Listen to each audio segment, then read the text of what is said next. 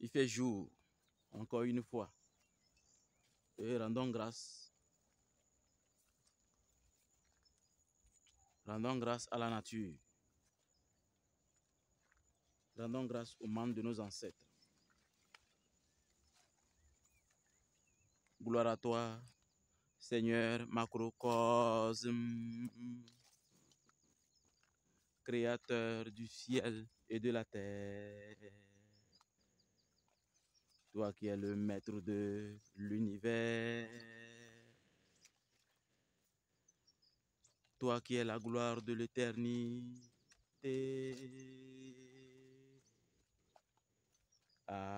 Accorde-nous ta gloire,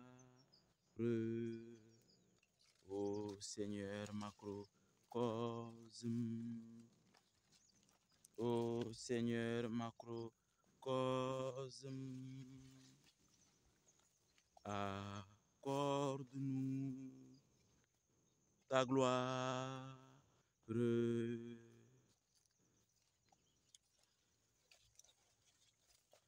Que les pouvoirs de la nature qui m'a accompagné toute la nuit, avec ce sommeil profond dans la forêt, les révélations ont été claires. Et aujourd'hui, je demande à la forêt sacrée de me donner les clés de la sorcellerie de haut niveau encore, afin que l'initiation qu'il faut pour le bien des enfants des hommes, pour que la sorcellerie négative soit terrassée, afin que les malheurs soient commandés facilement dans la vie des méchants. Je demande à la forêt sacrée de me donner la clé ultime de la sorcellerie, afin que la forêt choisit de me donner un animal de malheur. Et avec cet animal de malheur, je peux créer les malédictions dans la vie des personnes diaboliques qui veulent fatiguer les maqueros, qui veulent empêcher l'ascension spirituelle, les élèves humbles sur le chemin de l'œuvre. Par les pouvoirs des incantations que je vais enclencher, que la nature sacrée, que la forêt sacrée me accorde un animal de malheur, afin que cet animal devienne notre carte postale à l'école spirituelle Ambiam pour protéger les élèves des sorciers diaboliques.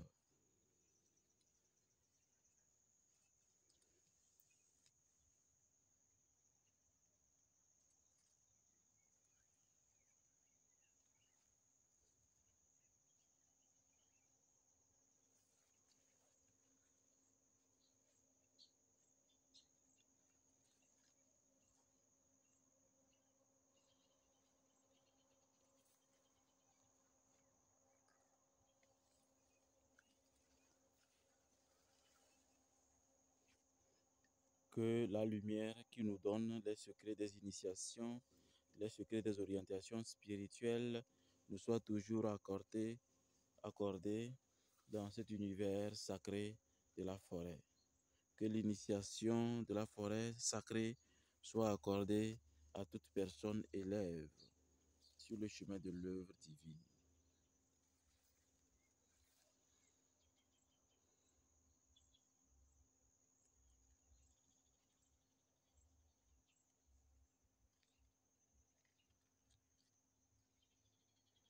Nous demandons la lumière divine encore dans nos vies. Que les incantations nous accordent la communication avec la forêt, afin qu'un animal de malheur nous soit donné comme carte postale pour avertir nos ennemis, pour avertir les ennemis de l'école, pour avertir les ennemis des maqueros.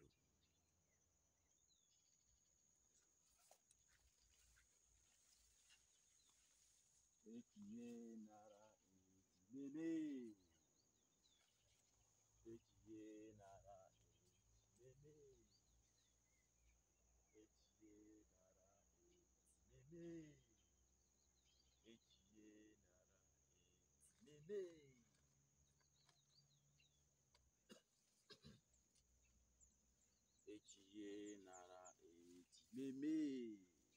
Etiye nara eti mémé, etiye nara eti mémé, etiye nara eti mémé, etiye nara eti mémé.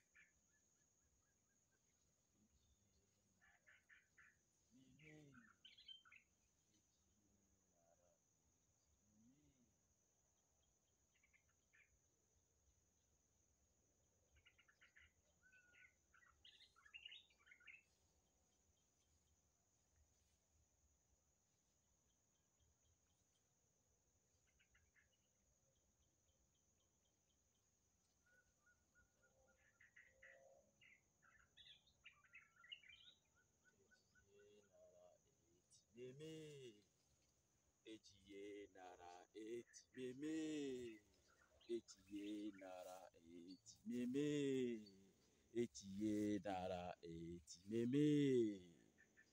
Maintenant que nous avons reçu par ces incantations l'oiseau de malheur, ce tibou, pour pouvoir communiquer avec nos ennemis, pour pouvoir communiquer avec les sorciers diaboliques, ceux qui veulent nuire le bonheur des gens.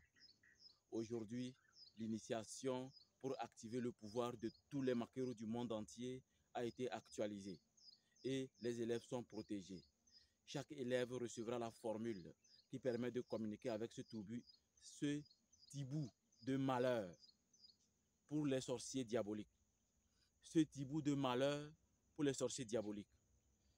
Ce tibou va servir de carte postale pour notre école spirituelle et traditionnelle, afin que nos ancêtres qui sont déjà morts il y a 13 000 ans puissent nous révéler des secrets à travers ce tibou qui est capable de traverser des royaumes dans le monde invisible. Alors, que ce tibou soit la réincarnation de la communication postale entre les sorciers.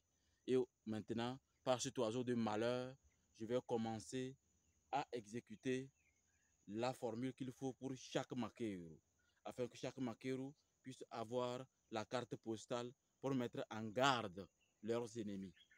Si vous avez dans votre famille un maquereau, arrangeons la caméra, un maquereau, évitez de le nuire, évitez de le détester inutilement parce que nous traversons une phase où nous exécutons les rituels de haut niveau afin que les personnes appelées les maquereaux soient dans la lumière et dans la protection. L'hibou est un symbole très important. Alors aujourd'hui, la forêt nous a accordé cet oiseau de malheur. Et nous allons remettre ça aussi à la forêt.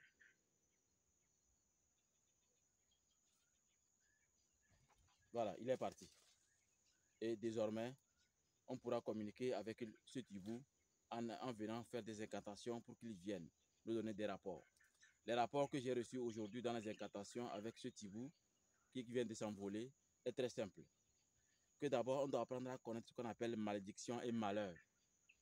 Et je me suis dit, si l'hibou met l'accent sur malédiction et malheur, c'est parce qu'il y a dans les foyers. Moi, j'ai toujours dit, tout commence dans le foyer. Si un foyer n'est pas équilibré, le bonheur n'existe pas. La chance n'existe pas. L'argent n'existe pas. Personne ne dort. Tout le monde est stressé. Tout le monde invite les diables à venir. Alors, l'hibou a dit qu'on doit apprendre d'abord à déceler dans les foyers malédiction et malheur. Parlons de malheur. Malheur, c'est quand on a un comportement enfantine. Pourtant, on est âgé. Malheur, c'est quand on a un comportement enfantine. Pourtant, on est âgé. Parce que ce comportement enfantine, très dangereux, invite les diables dans votre maison.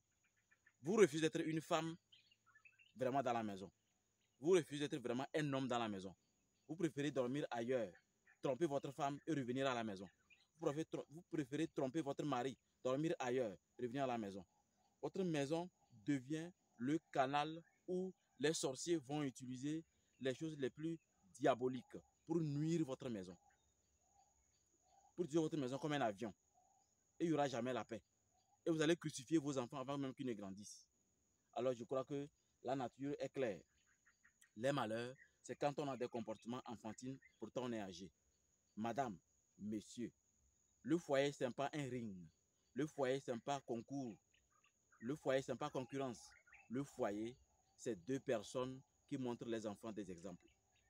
Le foyer, c'est deux personnes qui montrent les enfants des exemples.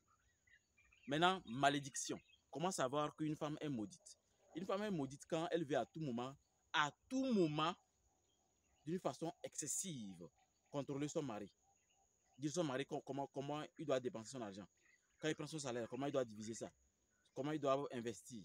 Comment ils doivent mettre dans l'entreprise. Ou bien comment créer un champ. Comment créer ceci. Comment créer ceci. Comment créer ceci. Comment créer... Je vous ai dit, une femme intelligente ne met pas sa bouche dans les affaires de son mari. Elle est à la maison pour l'apprendre ce que c'est que le lit. La beauté de la maison. Le fait que la maison est vivante. Mais si vous voulez être une femme battante, alors cherchez un autre foyer. Parce que ce monsieur-là, s'il ne vous quitte même pas, il baise ailleurs. Ne voulez pas contrôler tout. La seule chose que vous contrôlez, c'est le pénis de votre mari. Après le pénis de votre mari, c'est la maison, c'est à vous. Les enfants, c'est à vous. Les pouvoirs de la maison, c'est à vous. Mais si vous voulez dire au mari comment investir, vous allez lui casser et il va se rappeler que c'est vous qui l'avez cassé. N'oubliez pas ça. Laissez l'homme faire ce qu'on appelle multiplier l'argent. Si vous êtes intelligent, bon, il y a des femmes intelligentes qui ont fait l'économie, oui, je comprends. Mais attention, n'obligez pas l'homme à faire des choses venant de vous. C'est très dangereux. Maintenant, un homme maudit. Un homme maudit, selon l'Hibou, c'est que c'est un homme qui baise ailleurs durant des mois et laisse sa femme à la maison. Il trompe sa femme que, bon, soit je suis malade, soit je suis en mission, soit je suis de garde. Pourtant, il est en train de baiser une femme ailleurs.